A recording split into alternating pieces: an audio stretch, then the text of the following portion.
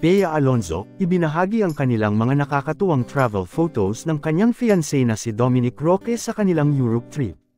Sa kanyang Instagram post ay, ibinido ng actress ang kanilang tour kasama si Dominic, at ito na marahil ang kanilang pinakaunang travel abroad together bilang official soon-to-be married couple. Ayon pa sa unang post ni Bea na may caption pang, "Finally got the chance to spend time with my favorite human. We're in Europe." Talagang napaka-sweet ng dalawa at makikita mo ang excitement sa mukha ng actress.